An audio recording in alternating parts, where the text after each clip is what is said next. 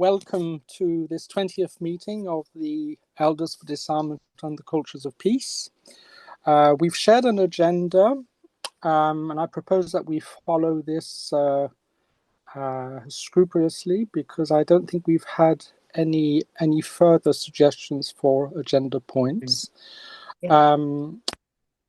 We normally start with brief self-introductions from first-time participants, but maybe this time we could turn things around a little bit and hear some reports and announcements about relevant events, initiatives, new resources that might be of interest to the group, and then I'll open it up to invite newcomers to briefly present themselves.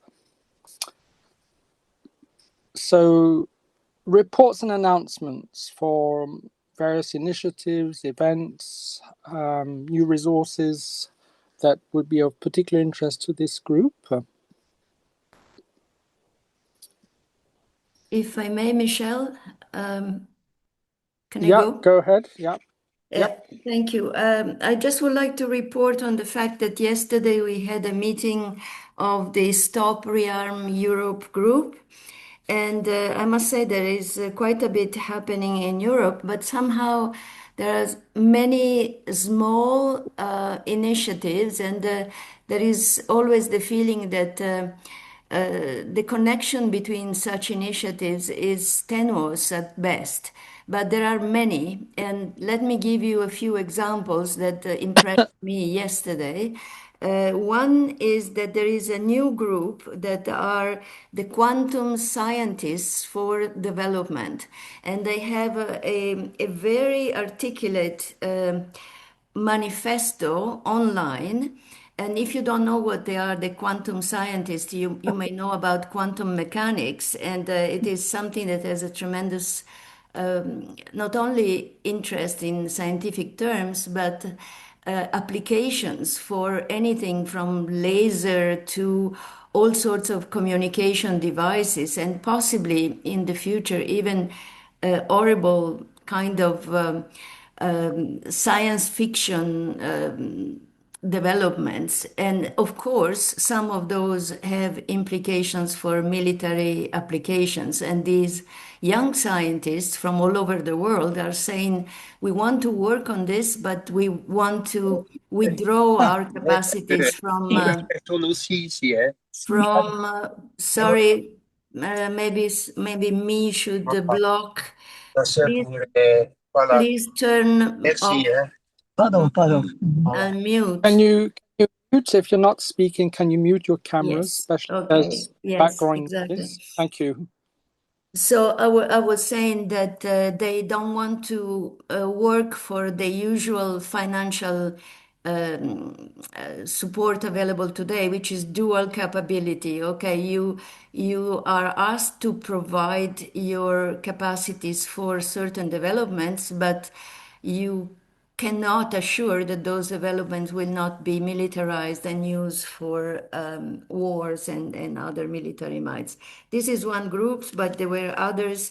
Many are stopping arms shipments in ports and airports. There are strikes of students in many places. There is a major gathering that is going to be in Brussels in mid-June of all the Stop Rearm Europe groups.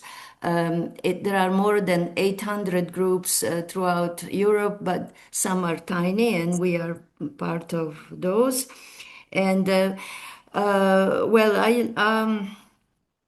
I will not bother you further on all this, but if you go to the resources that we have in our website, you may find some further information. And actually, I encourage all of you to go to the resources, because it's an encouraging moment figuring out how many people in the world are gathering to do things, but the missing point, it seems to me at least, the connection between us all. There are many people doing many things, but often we don't even know about one another. So fabulous that you have been patient in listening to me. Thank you very much. Thank you, Grazia, for that update. Does anyone else want to share some updates of that kind, or other information related to our main focus on disarmament and building the cultures of peace? If not, that's fine. But I just want to make sure that we can quickly share information about valuable resources, initiatives. Things are moving again with the new year picking up. No? Okay. All right. So thank you for that point. We can always come back to this if something crosses your mind later on.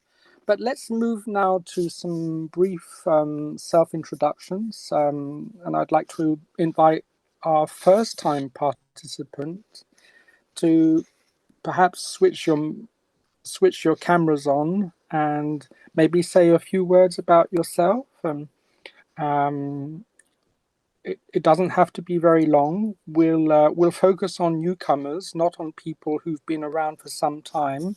If you want information and introduction on participants, this group who've been around for over a year now or 6 months, just have a look at our website. There are brief bios there which will tell you a lot about what individuals who are part of this group are doing or aspire to do.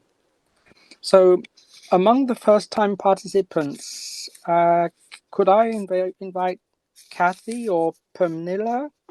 It's good to see you again, Pernilla. Yeah. Yes. Thank you. Gosh. Maybe I could start then. Thank you.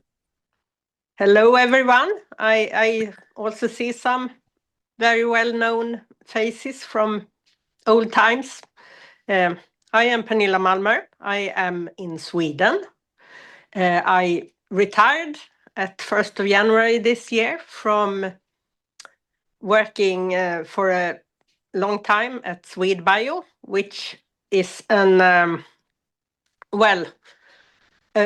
program on biodiversity, human rights, and justice, we can say in short, in the Nexus, working with indigenous peoples and local communities and women and everyone who are enjoying the work with biodiversity on the ground, very much local peoples and linking to global policy and back again. So I have been engaged in particular in the Convention on Biological Diversity and the program of work on Article 8J on indigenous peoples and local communities for a long time. I have also been in the Swedish delegation on this purpose and being part of co-sharing some of the heroic decisions on creating a permanent body for indigenous peoples and local communities and so on. Otherwise, I love to do everything myself, which I have been working with people who are doing, like taking care of doing gardening, taking care of animals, going in the wild. And so now I am going local. So it's like a bit against my new principles to be in this meeting, but I also was curious to meet some other elders. Here where I am now, I am in my community called Söderskogen, which is an old, actually mine workers community for the subsistence farming. They had their own small cottages and they worked 6 days a week in the mine, and then they came home and built the most amazing stone walls. Live day. So it's quite an amazing environment here. You are warmly welcome if you visit Sweden.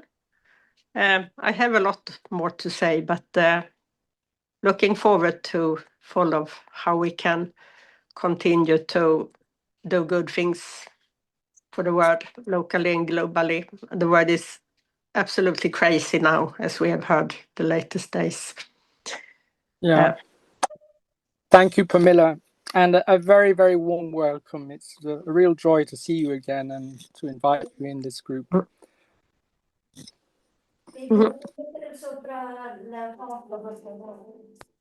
Grazia, you need to mute your microphone.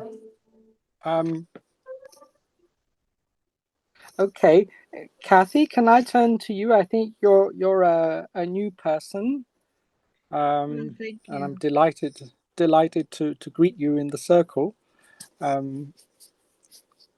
Thank you, Michelle, and I'm very grateful to Grazia for inviting me to come to this meeting. I've tried to be a practitioner of nonviolence in my life. That landed me in prison for 18 months.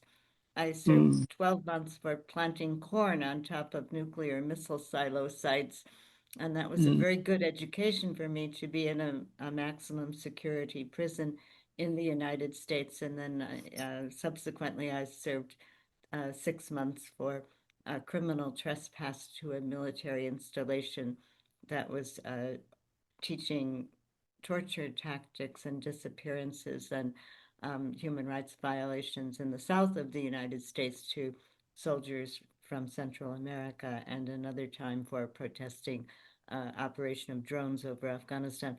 I was part of a group that was in Iraq during the 1991 Desert Fox invasion, and I stayed in Iraq throughout all of the shock and awe bombing.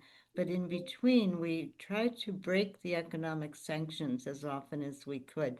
So I went to Iraq 27 times delivering medicines and medical relief supplies, and the U.S. threatened us with 12 years in prison and a $1 million fine and $250,000 administrative penalty. And we thanked them for the clarity of the warning, but said we couldn't abide with the killing of children. And so I went to Iraq 27 times, and we organized 70 delegations with voices in the wilderness. And then we turned our focus more toward Afghanistan. And I went there 30 times as a guest of the Afghan peace volunteers. But in the last 4 years, since the Taliban takeover, a group of us, quite informally, really, we don't even have a name for ourselves, but we've worked hard to help 100 young Afghans resettle, because really our visits there jeopardized them under the Taliban. And I'm a board president of World Beyond War, and I'm very happy to learn from all of you. Kathy, it's an honor to welcome you in I should the also group. say, from 1980 onward, I didn't pay any federal income tax to the United States government. Wow. Yeah. Fantastic. A very warm welcome to you, Kathy. Yeah. Okay, is there anyone else in the room who needs to present himself, herself? David, no. I think we've Yeah, probably the iPhone 45 is Emily, right? Okay, great. Emily. And Emily, you have introduced yourself before, yes? Yeah. Okay. All right. So we'll move on to the main part of this session, which is a presentation, a talk, which Mark Halley is going to give us. The topic he would like to address is called Rebooting a Public Purpose Economy. Why, how, and who? And just a few words about Mark. He describes himself as a failed retiree who is busier than ever, but I think many of us on this call can relate to that. But Mark's he's currently a senior advisor to the Nature Finance Foundation. He chairs several boards, including the Global Rewilding Alliance and Mapping Pathways to Security. So Mark worked for many years for UNEP, the United Nations Environment Programme, WWF International, and the IUCN.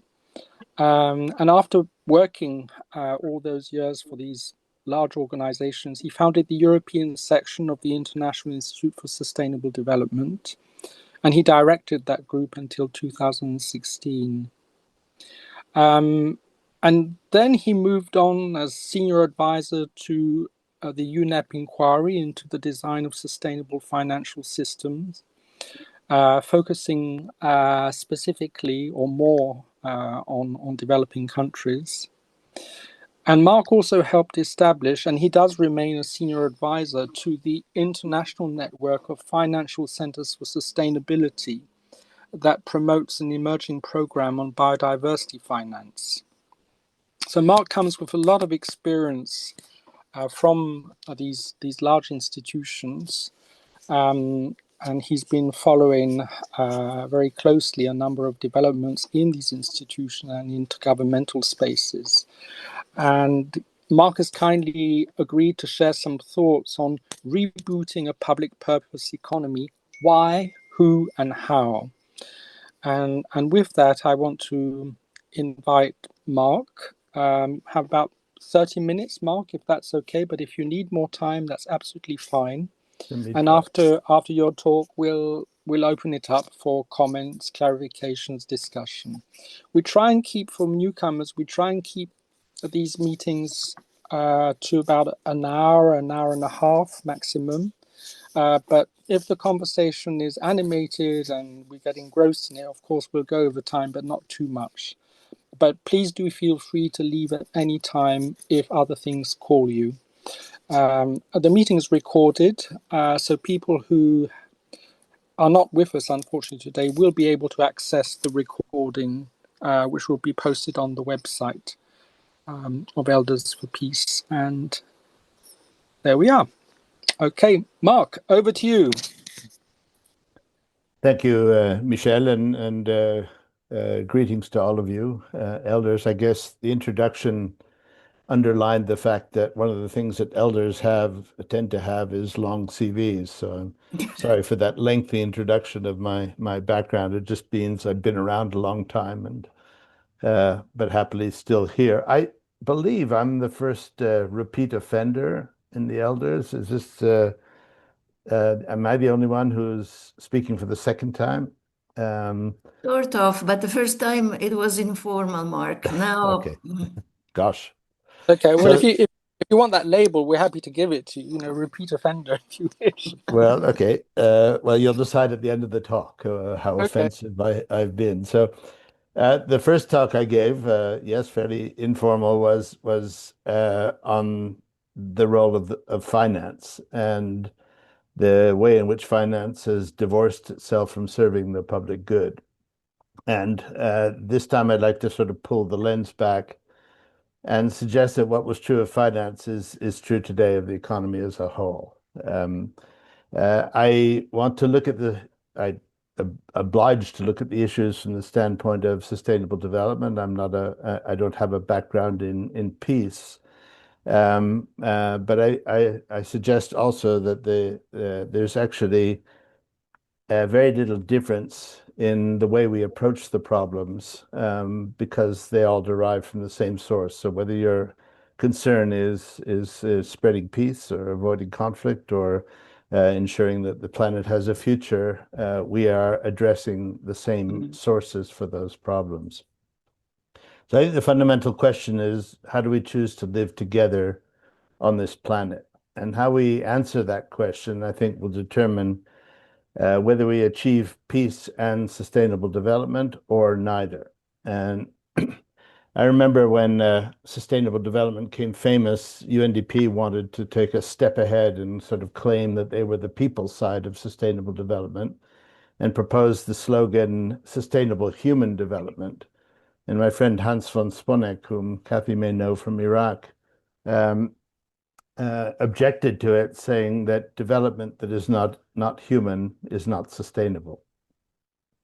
If you read the Earth for All report that came out about 2 years ago from the Club of Rome, you'll see one of the most fundamental statements that they made, which is a real revelation to me, is that actually probably the best way to achieve climate stability and repair of our ecosystems is to address the issues of social equity.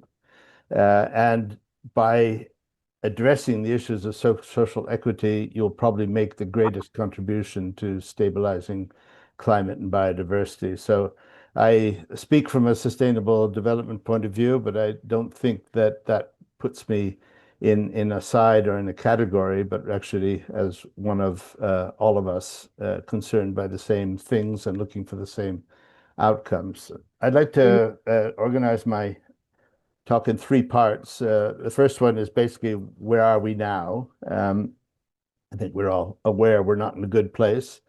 In the second part, to go more deeply into some of the root causes of the situation we face now, and then end with what I will call sort of some glimmers of future hope. So if you'll bear with me through that, I think we all know the statistics around where the planet is, what's happening on climate, what's happening on conflict, what's happening in nature, what's happening to social justice, what's happening to the tendency of the powerful to throw their power around. I think we are here largely because we have fallen into a series of traps and followed a series of false assumptions. I have just recently written a paper called Environmental Concern and Denial, where I suggest that the lack of progress over the past decades has to do with our tendency to deny reality and hold out false hopes, or to fall into bear traps that we find along the way. I'll just run through a few of those to give you a kind of illustration. But what I think we've fallen into is what somebody calls the politics of infinite deferral, that we make a little progress, it's not enough, we know it's not enough, but we say, oh, well, at least it's that, and we maybe in future can catch up the lost time. I think that we have locked ourselves into a paradigm of denial that is preventing real progress on the issues that we care about.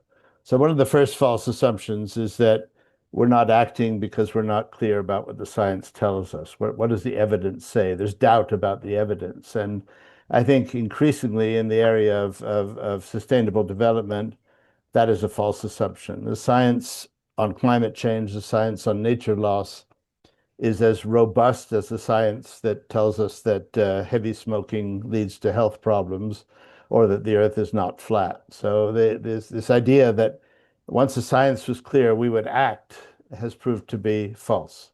We have by far enough scientific evidence to act, and we're not acting. The second is what we call the factor of priority setting. We say, well, yeah, the science is telling us what the problem is, but it's not clear what we have to do. And so people devote their time to drawing up strategies and action plans and roadmaps and targets and goals and creating a whole industry around those to create baselines and measure progress and so on. Whereas in fact, it's perfectly clear what we need to do. It has been clear for decades what we need to do. And in some senses, it doesn't matter at what side you take it from. There's a whole range of things that need to be done. We know they need to be done. And yet we keep setting goals and targets and the sustainable development goals. We're now 10 years into implementing them, and we only have 4 years left. And we're nowhere near where we need to be on any of those goals. And yet the most likely outcome of that process will be that we set another set of targets for 2045. So we know what the evidence is telling us. We know what we need to do. So people say, yeah, but we'd do it if the funding was available.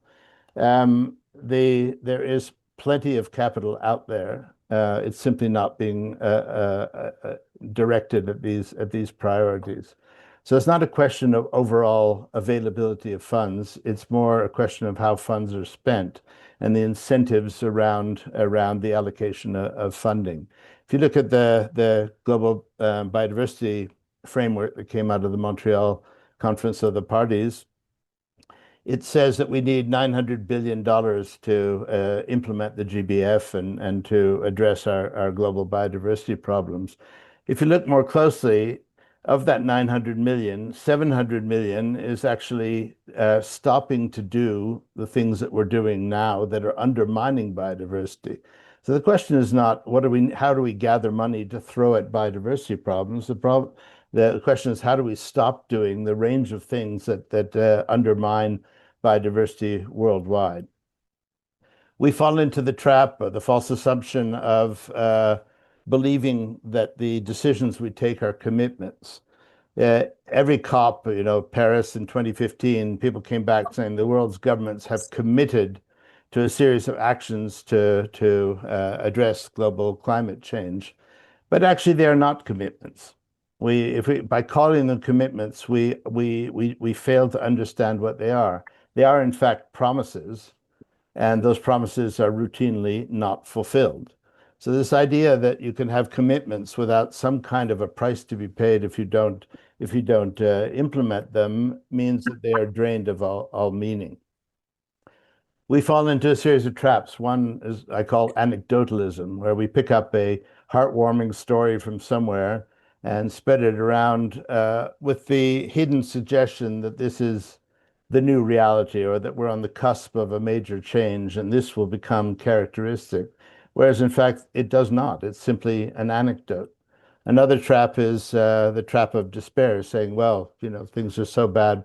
What on earth can I do? What can we do? I mean, the situation is hopeless when we know it isn't.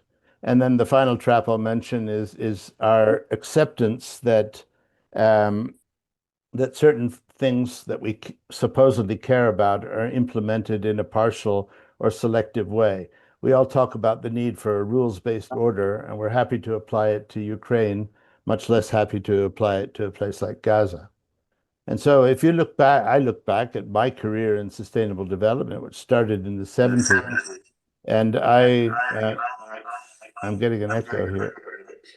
Susan, you have to turn off your phone. I'm sorry. I'm sorry. I'm sorry.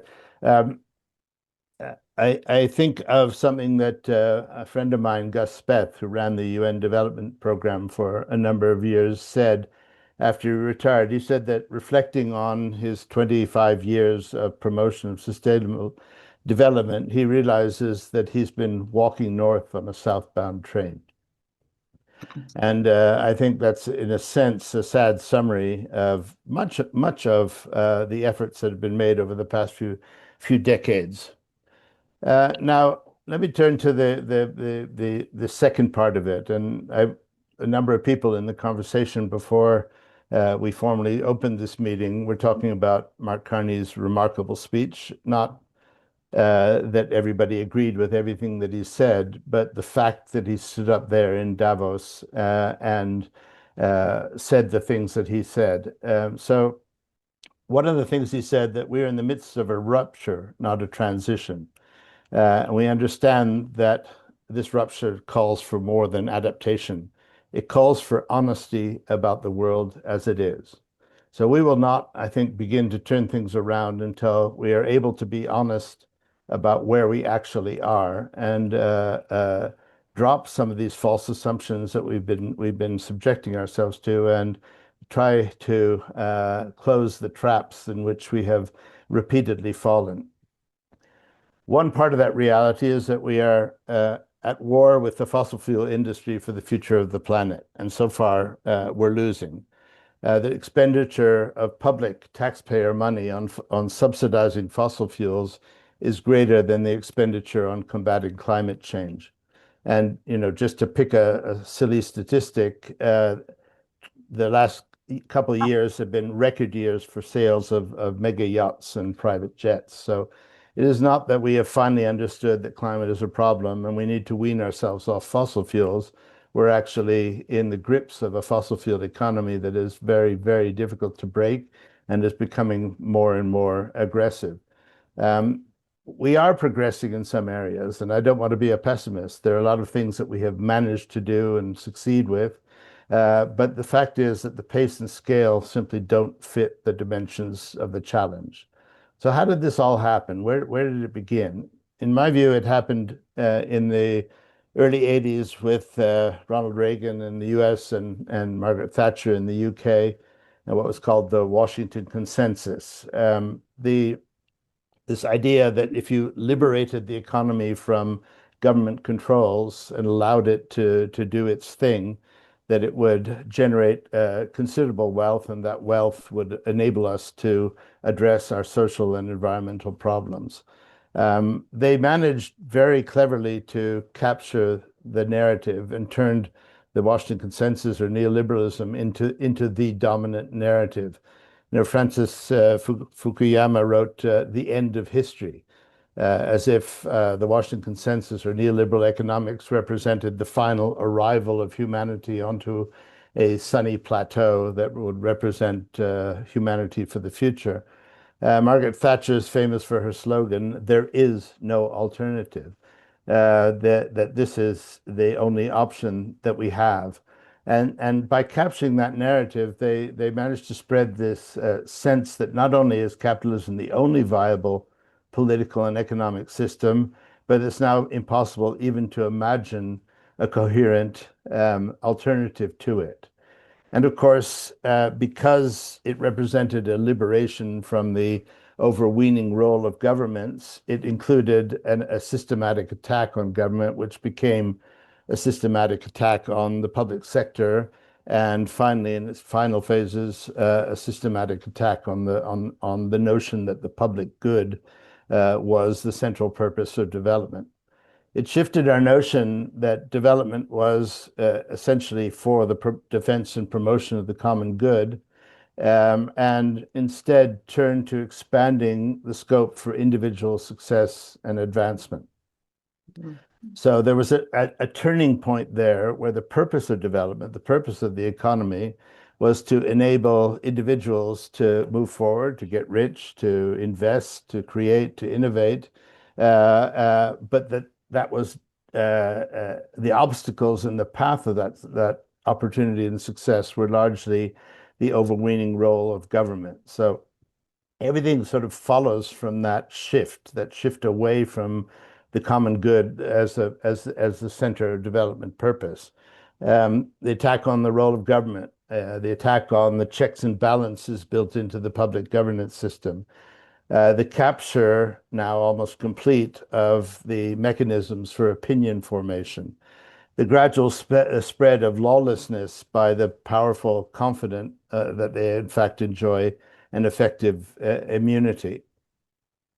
And because it is built on the status quo, even progressive forces like the Democratic Party in the US or the left, the center left in Europe, they offer alternatives that are incompetent, rudderless, and barren, because they offer no vision beyond a gentler version of the conservative solution. They say, we have the same policies as you, but we're nicer. And they have the same effective commitment to market-based social policy at home and militarism abroad. So the good news, I would say, is that we are at the end of a historic cycle. I've just read recently, just before Christmas, a book called The Peak Human by Johan Nordberg, who looks at the rise and fall of 7 major civilizations throughout human history. So starting with Athenian democracy and moving through the Roman Republic, the Abbasid Empire in Iraq, the Song Dynasty in China, the Dutch Commercial Republic, the Anglosphere. And he points out that the reasons why they thrived and the reasons why they ended up failing were very much the same. There is a cycle, and if you believe him, we are at the very end of the cycle. What happens at the end of the cycle? Well, Peter Turchin describes it in 2 concepts. One is what he calls the wealth pump, that after years of more equitable wealth distribution, it takes from the poor and gives to the rich. And this is not only true within countries, it's true between the richer countries and the the poorer countries. So we have been living in the past decade or two through a massive growing of the difference between the rich and the poor in countries and the rich countries and the poor countries on the planet. But that is a sign that the end is coming. The second is that what he calls the overpopulation of elites. The greater number of people compete over a finite and increasingly corrupt structure of privilege and power. And it plays out in four fields: in the militaristic field, in financial field, the bureaucratic field, and the ideological field. And it leads to conflicts. It leads to wars among those. And the culture wars that we are all familiar with is a very good example of that, that this is the elite fighting over the increasingly limited space to accommodate them. And as societies decline, the balanced equation of these factors falls wildly apart, and one elite arms itself against another. So I've painted a fairly bleak picture, and yet it's not Madame, perfect. monsieur, dans quelques instants, nous arrivons gare de Lausanne. 128, veuillez sortir à droite dans le Sorry, sens I de la don't know who's marche. talking. I don't think that was addressed at me, so I will continue. And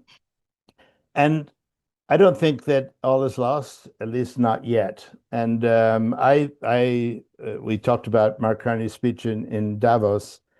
It was a speech of extraordinary courage, coming from a conservative person, a central banker, a person who believes that the role of the market is central to human purpose. And yet he took a stand. He took a stand and said, yeah, enough is enough.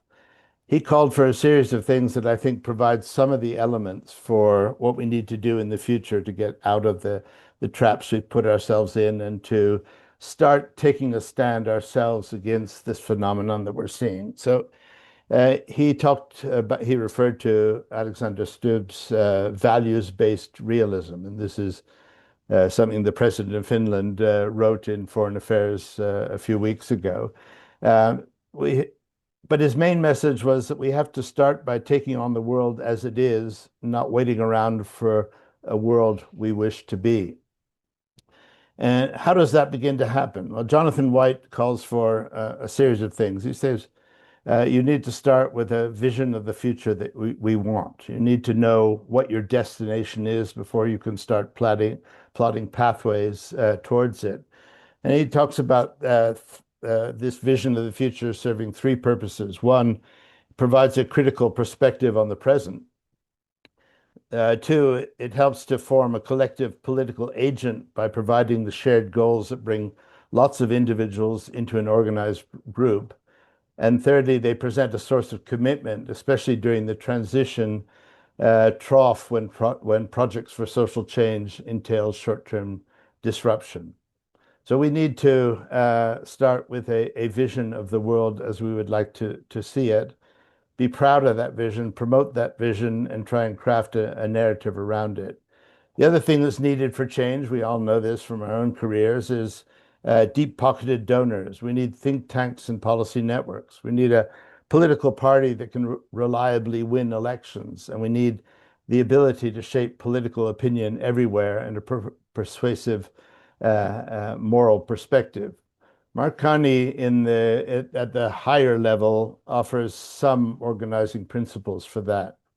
At the geopolitical level, he calls for multipolarity or variable geometry. We need not set blocks, not groups of allies, not NATOs. What we need is our different coalitions for different issues based on common values and interests. So people need to get together variously in different forms around different issues because they share a certain level of ambition and a certain set of values, and they can act together.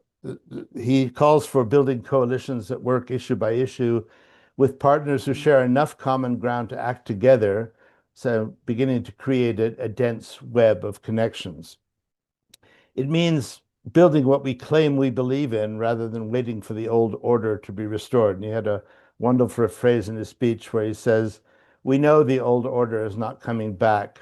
We shouldn't mourn it. nostalgia is not a strategy.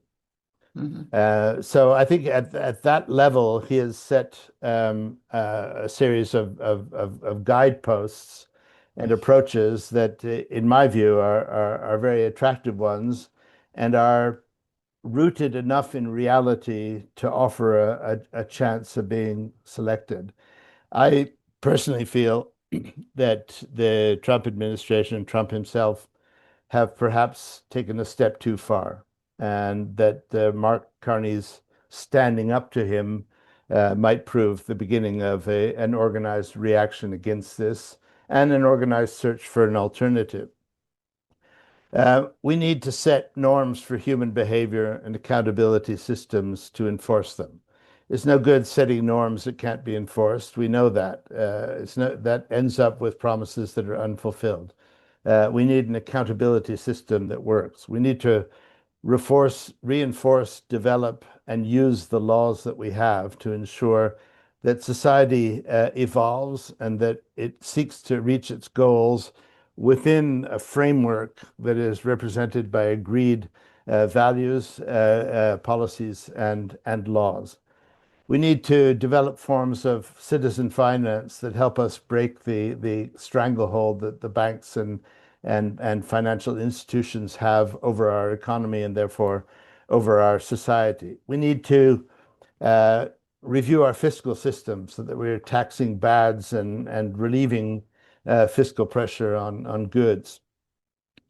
I think we need to align government expenditure with accepted social and inclusive economic goals. So we cannot allow our governments to commit themselves, so to speak, to robust action on climate change and at the same time devote trillions of dollars to giving us incentives to prefer carbon fuels over the alternatives. It's simply not possible. There has to be an alignment between government policy and public policy and the way in which our public budgets are expended. We are living currently in a highly corrupt system, and I think we are seeing that this corrupt system has advanced too far, too fast, and is provoking a counter reaction. I'm hoping that Carney's gentle but firm saying of enough is enough will prove to be a turning point, and I certainly hope so. Now, I will stop there. I'm prepared to unpack any of the points that I've made. I hope that you don't find that my picture of the current situation is too bleak, and I hope that you share my feeling that we might be at a critical point where organized, concerted action is possible to bring development back where it should be, namely to its devotion to the advancement of the common good. Thank you. Okay. Thank you very much, Mark. Great series of thoughts there. Okay, the floor's open for questions, points of clarification, comments. Maybe I'll take 2-3 comments, questions first, and then turn to Mark, and then we'll go to other comments and questions, taking them two or three at a time, if that's okay. Who would like to chip in? Floyd, I see your hand. Thank you. You need to unmute. Yes. Okay. So I everything Mark said resonated with me and has been in my thinking for a while. It's particularly in the early opening statements about all these plans and strategies and action that every year or every 5 years, tons of money being put to improve on, add, modify existing things, and with very little tangible action that brings a difference on the ground. And we keep doing this thing ad nauseum. But there's also the other dimension of the institutions that have been set up, the global institutions to protect smaller, powerless, or smaller, weaker countries. It seems that whatever is in place to enforce and penalize in the international arena seems only to impact on weaker and poorer countries, and seems to have no impact or not enforced on the stronger countries that lead and facilitate and coerce the exploitation of our natural resources and peoples. So in the context of all that is said, if we were to bring about any meaningful change from where I sit here in the English-speaking Caribbean, I find it extremely difficult to be optimistic that the institutions and agencies set up to assist and facilitate our development and progress seems to work counter to such things. And I really see no hope in moving forward anytime soon, even collectively as a region or a sub-region, or even getting the support of the bigger, more powerful countries.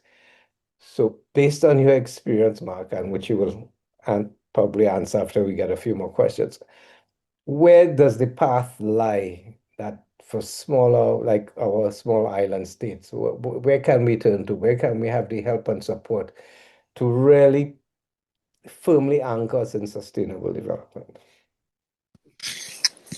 Okay, we'll hold on to that question for now, Floyd. Thank you very much for that.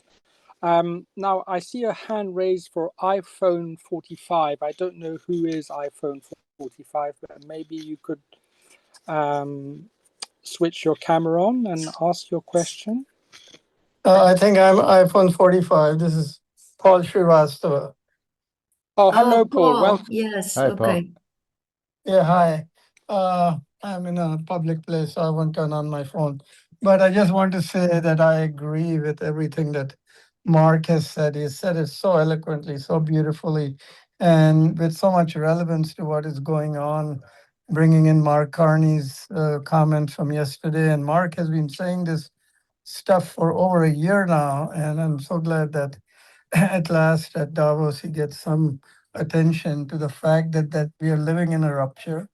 We are living in a make-believe reality that the rich countries will somehow turn around and we will gain all the benefits if we fall in line with their requirements on financial constraints and so on, the old idea of sustainable development.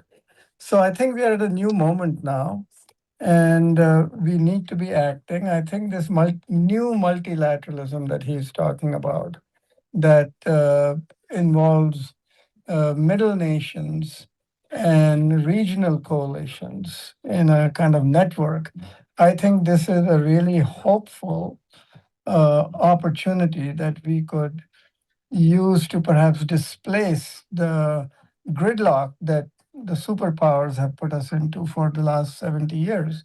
And the question then, there are two observations over here that I want to make. One is that these regional coalitions need to be more bioregional coalitions and focused on some specific kinds of stewardships, particularly around the tipping points.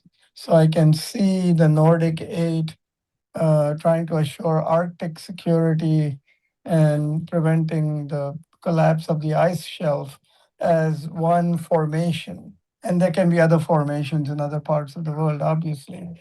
But this is a new architecture. It's a hopeful architecture. We are in a moment of action. And I would just urge all of us here, and certainly I will be working at the Club of Rome to move us in this direction, to find those bases for collaboration and partnership that will allow us to become part of these new emerging coalitions, if you will. So thank you very much, Mark, for clarifying very eloquently that point. And I look forward to other solutions from this group. Thank you. Thank you very much, Paul. So that was a comment. So maybe I could invite another question. Andy, I saw your hand. I think you were first. Yeah. Okay, well, thanks very much. And Mark, another great talk, really very compelling and very articulate and so on. I just wanted, though, a few warning bells were kind of ringing because you were extolling Mark Carney's virtue, and I agree that his speech was really tremendous. But I started looking a bit about what his track record has been recently, and very quickly came up with a headline. In as late as recently as November, he was rolling back the fossil fuel laws in Alberta to get political capital. And my concern, I suppose, is that someone like Mark Carney is so embedded in the financial establishment. Can he really produce ideas that will take us in a truly transformative fashion from the current extractive economy based on inequalities and militarism we've already heard into a much more sustainable approach which sustains human well-being within planetary boundaries? So my concern slightly is that we will have people like Carney who stands up at a particular point in history, makes a great talk, but doesn't really have the solutions to get us out of the problem. And that will quickly lead to disillusionment, as that is my fear. And it seems to me what we really need is an analysis of more fundamental critiques of the current financial and economic architecture, which will take us onto a much more sustainable trajectory. Otherwise, we'll just end up in 5 years' time back in the same place, but with a slightly nicer person at the helm. Yeah, thank you, Andy. Thank you very much for that. Mark, I'm going to turn over to you for comments and answers to first the question Freud posed, and maybe some reactions to comments from Paul and Andy. Yes, If thanks you very will. much. I was going to ask you whether I could intervene at this time before I forgot all the excellent comments that have been made. So thanks very much for that, and thanks for your kind words. I won't necessarily take them in the order they were given. Paul Srivastava, you talked about new architecture, and I think that's right. I think that we need a lot of experimentation. We need a lot of innovation. I'm part of a high-level group in China where with the Chinese government, they're looking at the future of multilateralism, what we do with the current institutions, which need to be reformed, which can be reformed, what new institutions are needed, including regional coalitions and so on. And so I think that there's the sort of silver lining of the collapse of our traditional institutions for multilateral cooperation is that there's a great deal of creative thinking going on about what a new pattern might look like. And I think that that is in itself very encouraging. Where do we put in the Sorry, if people could mute. I'm muting people. So no, it's just I don't know whether something's being addressed at me or not. So yeah. A little disruptive. I think though, and this gets to one of Andy's points, Andy's principal point, and that is that if you look at the if you take a sort of critical backward look at US politics, for example, you will see that the Democrats, the Democratic Party, essentially never challenged the status quo of the Washington Consensus. They never challenged the basis for neoliberal economics. And they sort of pretended that you could achieve our social and environmental goals on a foundation provided by neoliberal economics. And I think one of the reasons why Trump won the election last time was that nobody believes them anymore. They played the game. They played the game of the elites, and so their claims to represent a broader population and minorities and the disaffected simply rings hollow. And so I think what we need to do is to use this opportunity to imagine a very different future. On the question of Mark Carney, I mean, I don't carry water for Mark Carney. I'm not Canadian. I said in my opening that I admire the fact that he stood up in Davos and challenged the current reality, challenged Trump's bullying, and I think that was very significant. He did say, however, that you have to start with the world as it is. And I think that means you have to start with the Canada as it is. He barely, I mean, thanks to Trump's successes, he won the election that Nobody expected him to win when the campaign began, and he has to deal with some fairly fractious issues within Canada. So I think, there's no place to start from but here, and no time to start from but now. And I think we have to watch Mark Carney. Will he succeed? Will he not? I don't know. But he has stood up and showed some leadership that I think is very, very important.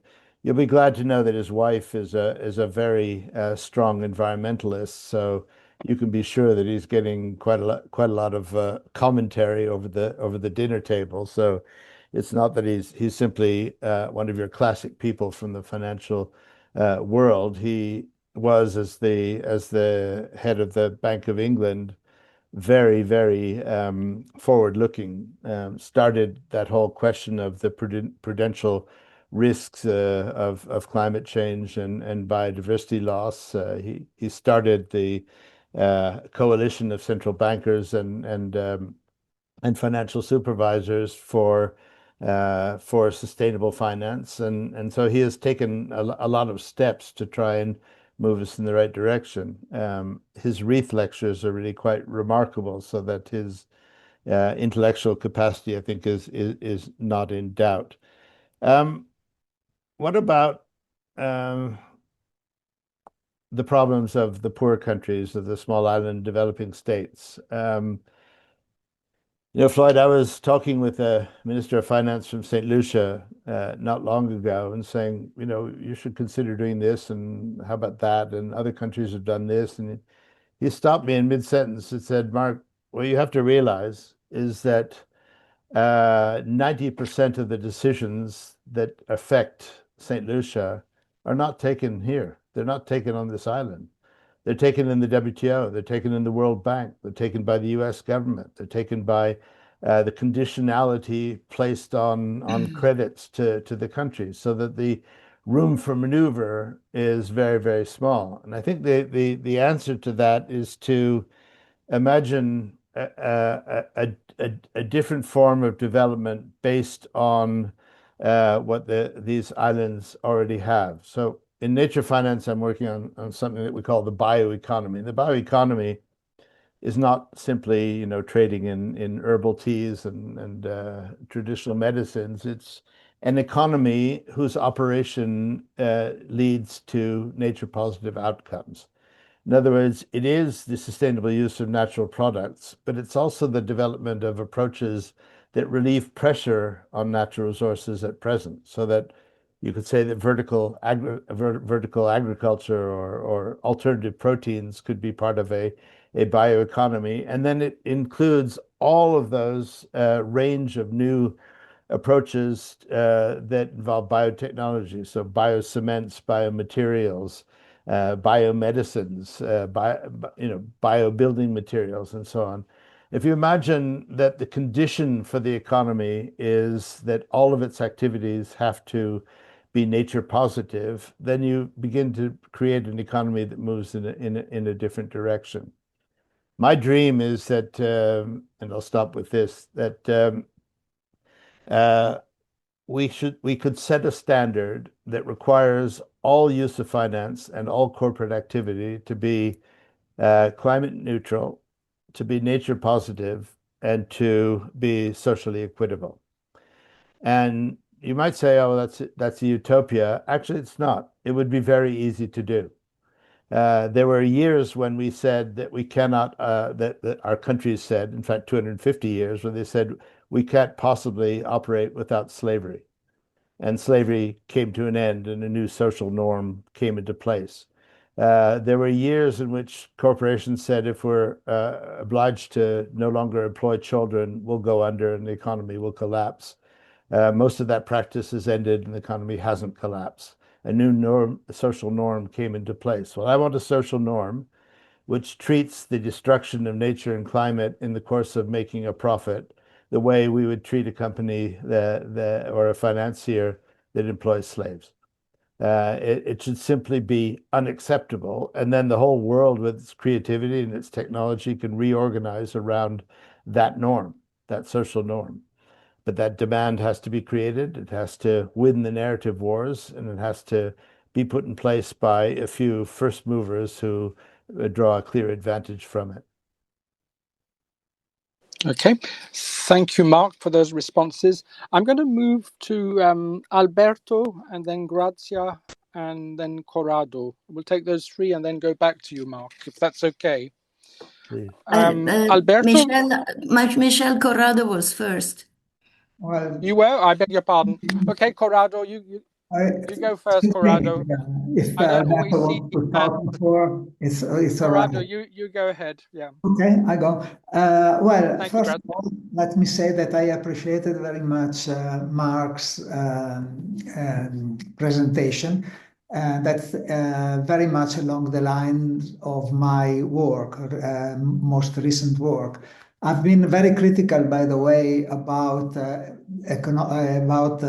sustainable development, that I think it's a very conservative approach. And it's a misunderstanding of the word, because development doesn't need any attribute. Development is good per se, while when you say sustainable development, you confuse development with growth. And so that's and I think that you agree about that. But I have a question that your presentation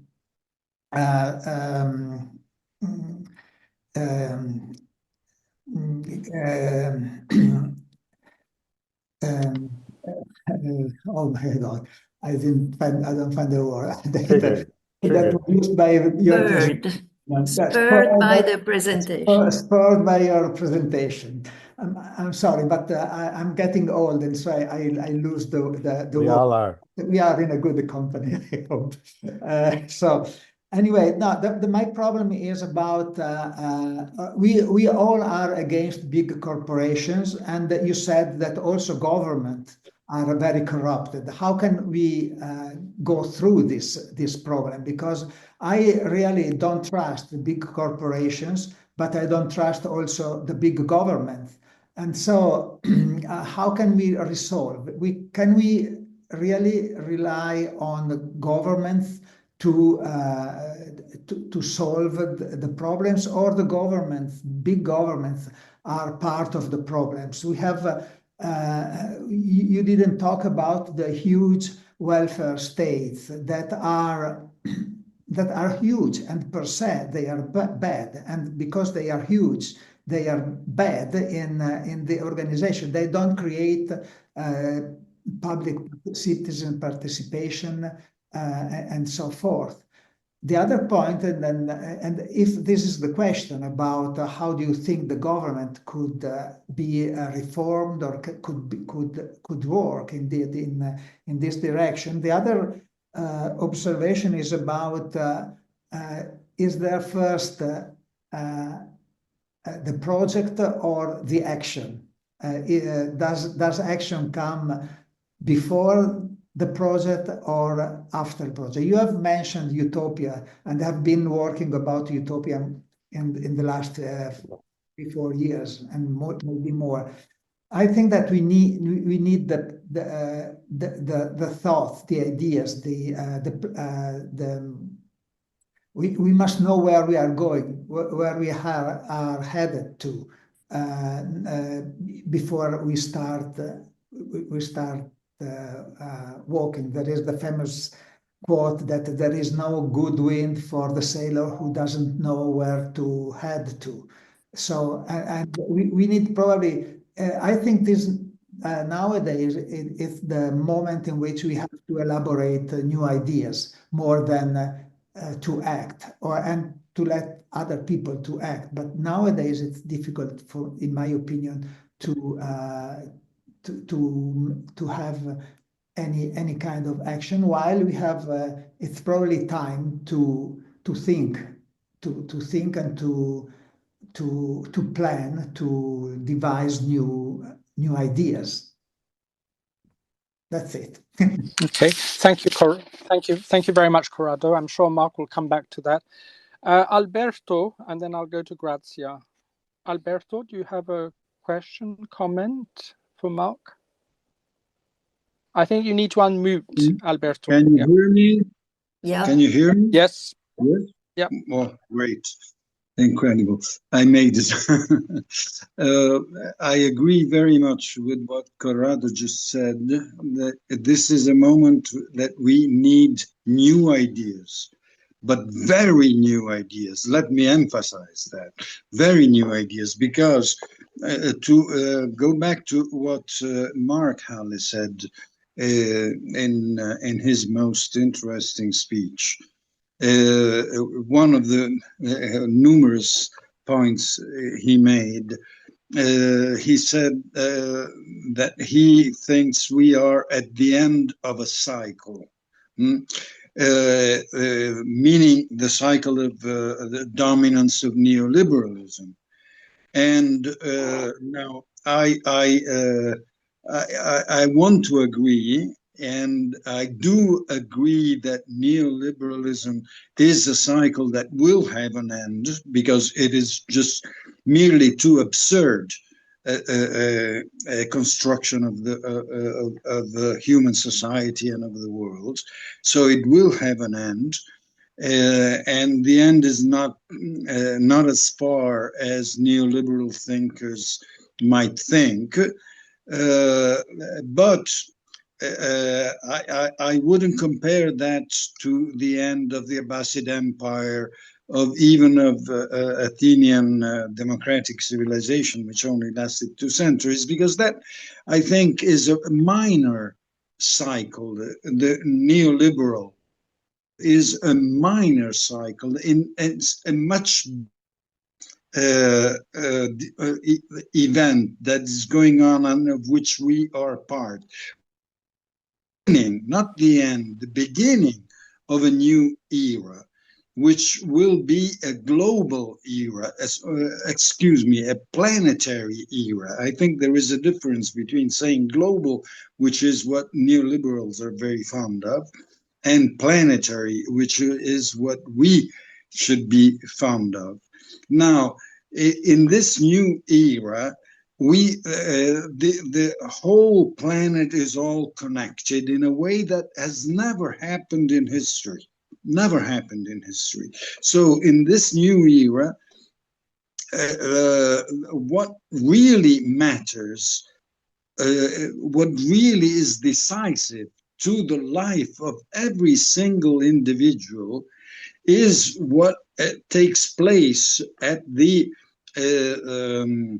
decision-making level of the whole planet. This has never happened in history. This is what matters, the planetary level, not what happens in our own country. What happens in our own country is secondary with respect to what happens at the planetary level. This is the first characteristic of the new age we are moving into. Now, the problem is that the future that we want to imagine for this new planetary age is not what the neoliberal establishment has imagined for this new age, but the neoliberals have created four instruments to control the destiny of the planet, which are one, the financial system, the international system of finance, which moves all the money of the world, and in a very, very unjust way, very unjust way. And they control the financial system. Of course, the heart of this establishment is in the United States of America, and the United States of America are the place that is responsible for all the mishaps in the world right now. Well, for most of them. So one, they have set up the control of the financial system, which means of all the money in the world. Two, the information technology system, with which they can control what we are saying here now. They can control it, because I don't know how many of you have looked at the national security strategy that the Trump government published last November. It is very interesting to read. And one of the things they say that they are committed to maintain the dominance of the United States in the information technology and in communications, because that is an essential instrument of their domination of the world. Of course, the third is the military. They have set up a gigantic military system that is the only military system that it controls all the oceans and all the airspaces of all the countries in the world. Well, not the airspaces of China or of Russia, but all the countries that are not aligned with this military system, which is, of course, the US, NATO, and their allies, are controlled from the outside. There is nothing comparable. Not the Russian military, not the Chinese military. There is nothing comparable to that. That is a system that controls the world. And the fourth, which is also quite scary, is the control of the global media that they have. They control the narratives that are.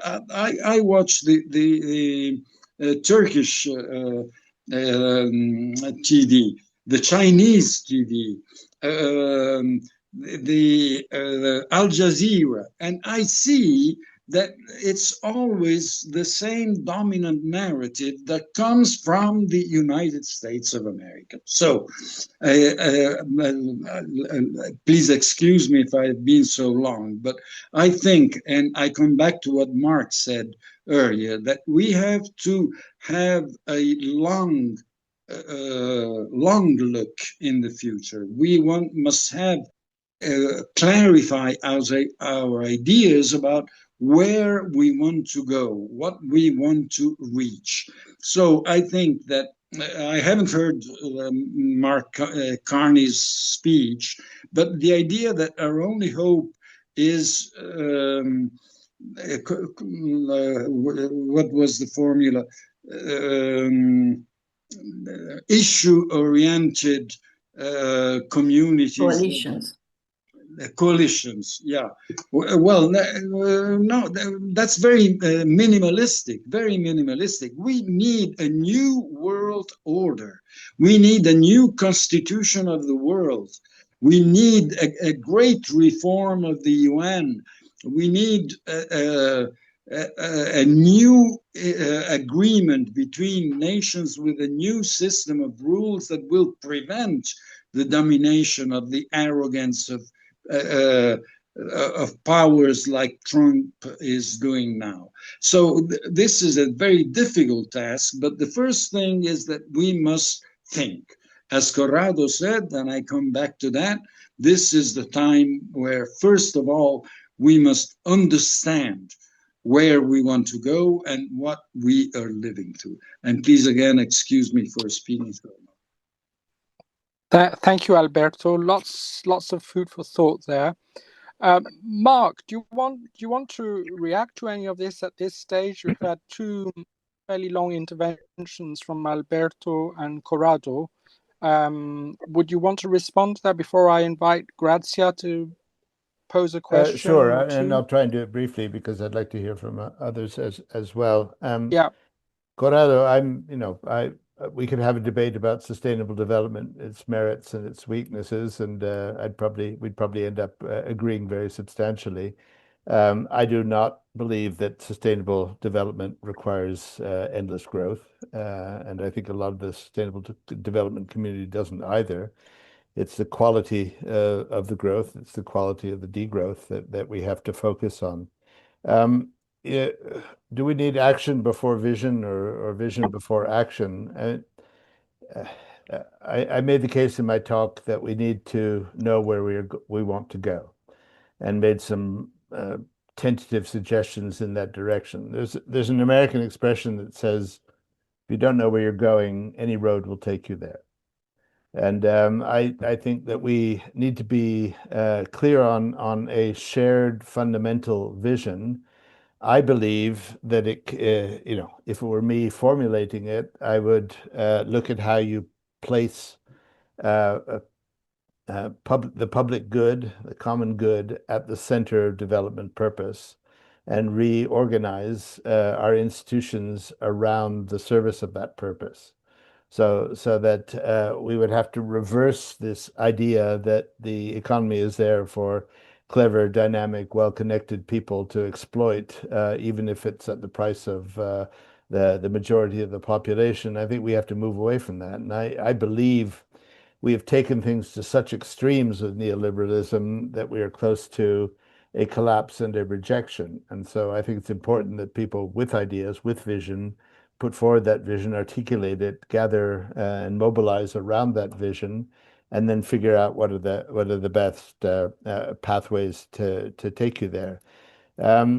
I personally believe that that vision should include a dynamic, active market, but a market that operates within the strict confines of a set of policies, values, policies, and regulations. And for example, lives to the standard I mentioned before, where all financial activity and corporate activity has to be climate neutral, nature positive, and positive towards social justice. Alberto, I guess, there are all sorts of ways of imagining how the world could become a better place and whether it is more likely to happen by piecemeal construction from below or utopian construction from above. I don't know who's right. I think that we need to show success in models that are not those that are dominated by the constructs of neoliberalism, and the financial system, the information technology, the military might, and the dominance of the media are all tools of a neoliberal economy. They are not there by coincidence. They're there for a purpose. They're fundamental to maintaining that system in place. I think the system is cracking and close to collapse. And I think that once people realize that they've been had, they will be, in the best case scenario, searching for alternatives, and worst case scenario, getting extremely angry. I think we would do better to channel the search for alternatives into positive directions, mobilize people, and I think we can assume that it is a very large majority of the population around the world.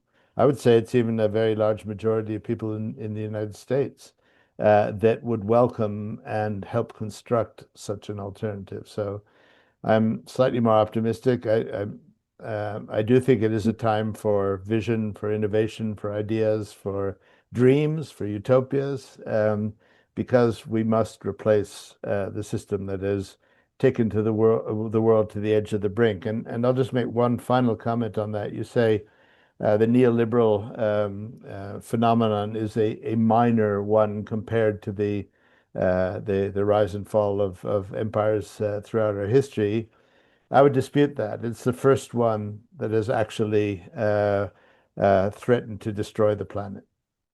When the Abbasid Empire fell, or when the Athenian democracy fell, it had consequences all over the place, but they were not planetary. And what neoliberal economics has done to the planet is really threatening for our future. So I wouldn't classify it as minor. Just a flash. Okay.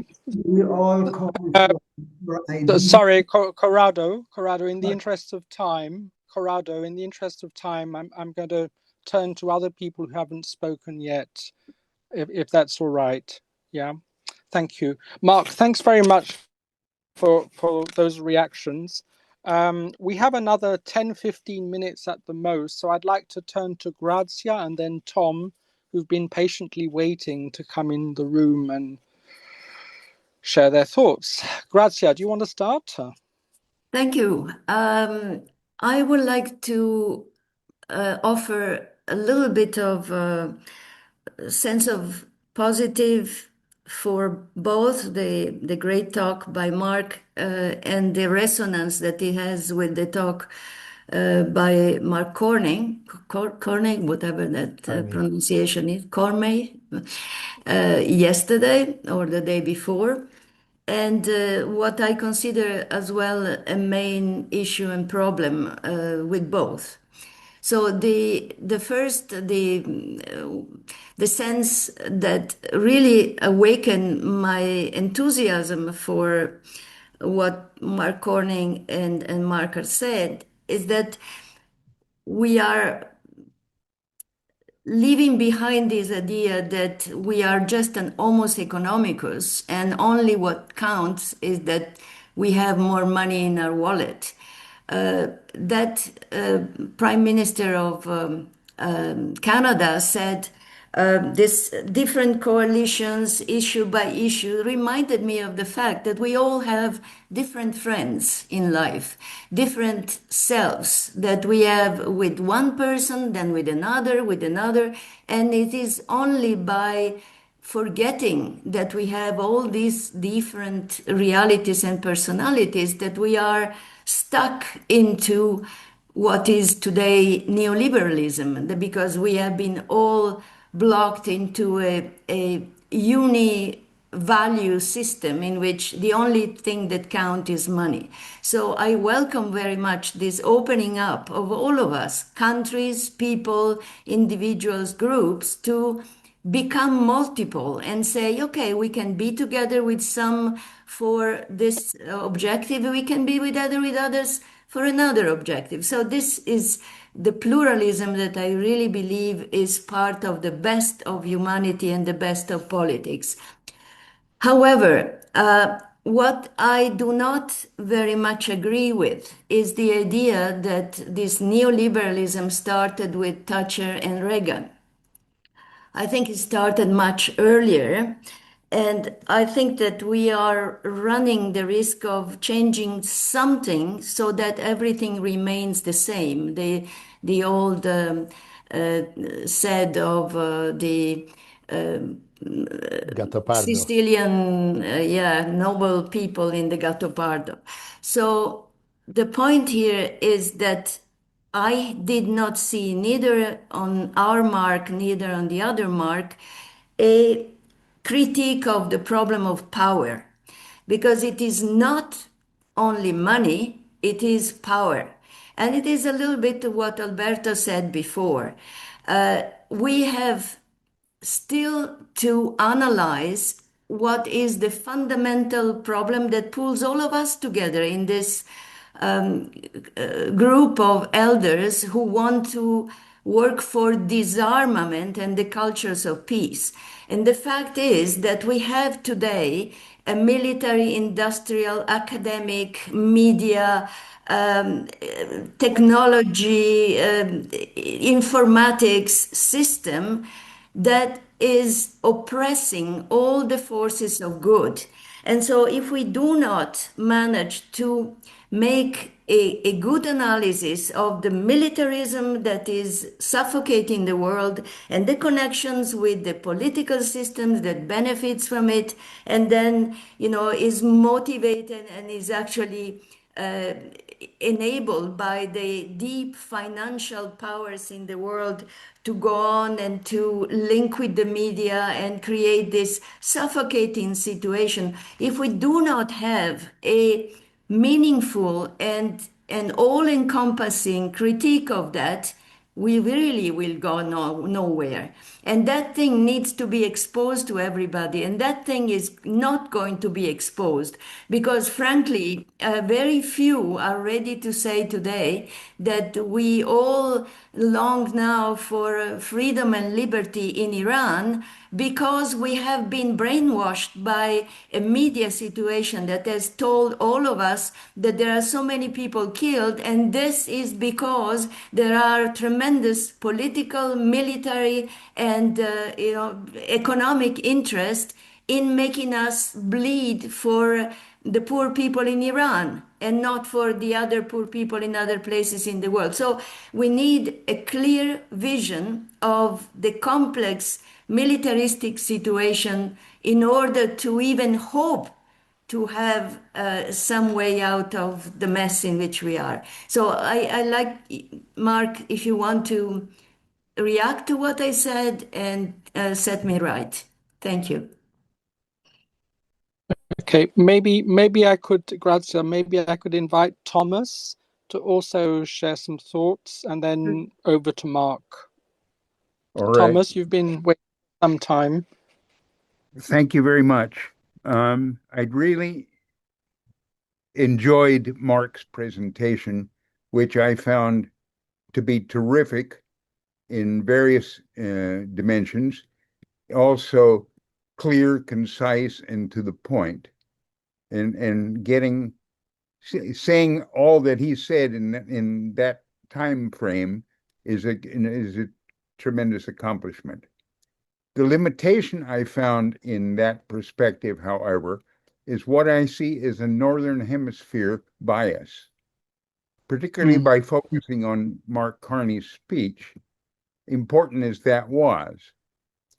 Here, as an American living in Peru, we're very much concerned with what goes on in third world countries and the possible interventions of the United States in these countries.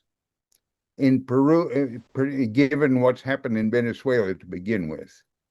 In Peru in particular, there is much concern about the rivalry between the United States and China, because at this moment, the Chinese are building a huge port facility north of Lima, which will facilitate trade from Brazil and most other Latin American countries or South American countries to China.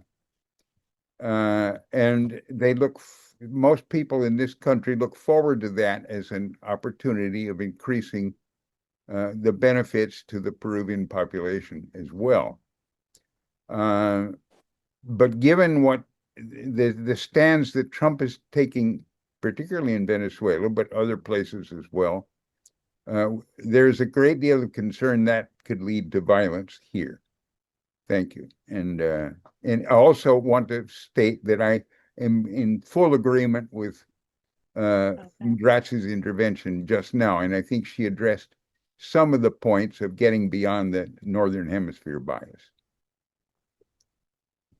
Thank you very much, Tom. Yeah. Mark, can we turn to you for some final comment? Sure. Look, let me start by saying what I guess would be obvious to everybody, which is that I don't have and don't pretend to have all the answers. I offered some thoughts, some pathways, some ideas of how we could start thinking about this. But there's nothing in what Grazia said that I disagree with. I would ask whether the problem of militarization and accumulation of power is the cause of neoliberal economics and the inequalities, or a symptom of it. And I think what we have seen is that the neoliberal revolution has sort of opened the doors for private capture of global wealth and the reinforcement of mechanisms to perpetuate that capture, whether it's control of information technology, whether it's control of the platforms on which many of us form our opinions, or whether it's the expansion of military activity, the diversion of public budgets to arms purchases, and all of that. I think that they are the inevitable result of the economic choices that we made and the abuse of that economic system which we tolerated. And in that criticism, I include the traditional left in all of our countries. So that's the first thing I'd say. The second is that If I were in Latin America, I'd be very worried about the Donald Trump version of the Monroe Doctrine and his clear wish to control the political choices made by Latin American countries. I would say that the best opportunity to counter that is to look for limitations to U.S. power or toleration of U.S. abuse of that power. And I think that Mark Carney stood up in Davos, and it was significant that it was Davos. It wasn't in Ottawa. It wasn't at a meeting in London. It was in Davos in front of the entire world elite, saying that there's no going back. We need to create a new system, and it cannot be a system such as the one that Trump is trying to form of dividing the world between a few large power blocks. So I read it first as a challenge, as an act of courage, but also as as an invitation to be creative, to try things, to not assume that we've had it and this is what we have to do, and that just take the example of the Swiss government, which is where I live. This feeling that if the US wants something, you better give it to them because they're just going to punish us otherwise. And that sort of mentality, that sort of give up in advance approach to things is, I think, what Mark Carney was calling. Now, Mark Carney is a scion of world capitalism. He's a man who believes profoundly in markets. I have no particular opinion on how he's running Canada because I'm not a qualified observer. I know that my friends in Canada are deeply disappointed at his collusion with the fossil fuel industry and the compromises he's making with the province of Alberta. I'm not well positioned to judge. I hope that he's doing it in a way that will create a playing field that you can actually play a decent game on, rather than the current abusive dominance of the fossil fuel industry and their control of our decision-making processes. I wish him luck. But I'm not standing up and saying Mark Carney's my hero. I think I'm very critical of a lot of the stuff that he did. I think this G-fans that he created is completely phony and took us in the wrong direction. I think he's very loath to criticize the status quo. He's very loath to criticize his peers. This isn't a sort of paean for Mark Carney. It is a sign. It is a hats off to the courage he displayed in Davos on Tuesday, and to his conclusion that there's no going back to the old order and that we therefore have to create a new one. And that's an invitation, in my view, to be creative, to be bold, to be courageous, to build the coalitions that we need if we're going to stand up to this abusive power accumulation that we've seen in the United States, but not just in the United States. And the final word I'll say on that is that I work a lot in China. I'm going there in a week's time for my 53rd visit. So, Kathy, your visits to Afghanistan and Iraq I can match. China is to be admired in many ways and to be criticized in many ways, but they have a very different approach to the future of the world. They believe in industrial policy, which neoliberal economics treats as something that's worthy of anathema. They stick with policies for years. Their central policy is a form of development where all of the Chinese population, or virtually all of the Chinese population, is lifted together. I mean, there are different models out there. And if we could sort of take some of the best of the US model and some of the best of the Chinese model and some of the best of other models that are out there, and plug them into the energy, creativity, and sense of innovation that you find throughout the global South, I think there's a chance of creating something that can replace this nightmare that we're living in. Okay. On that, Mark, we're going to thank you very much because I'm conscious that we've overshot on the time where it's 1 hour and 40 minutes. I think those words you've just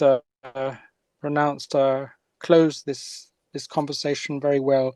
Obviously, this is an open conversation. We've heard different perspectives on a very complex and emergent complexity and fast-changing world, and we've identified some opportunities at this particular moment. I just want to thank you, Mark, for opening up this conversation. The only thing I would say, but the difficulty I have as a facilitator, I don't come in very much, but I think the question of who moves things is critical. Do we rely on the usual bosses, the usual governments, or are there other formations that are more citizen-based social movements working from below that can shift us to new terrains and take on many of the points that you said? But the one possible trap is to rely on the powerful to effect change. They haven't had a very good track record at changing life in fundamental ways for the common good and the good of the planet. So that's all I would say.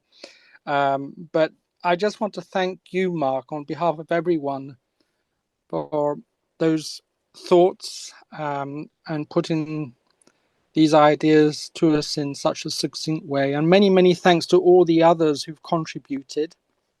As I said earlier, we do have a recording of this session, so we can go back to it and reflect. And I'm sure Mark would be happy to react to emails, to comments, to continue the conversation. So I want to thank you all and bring this session to a close.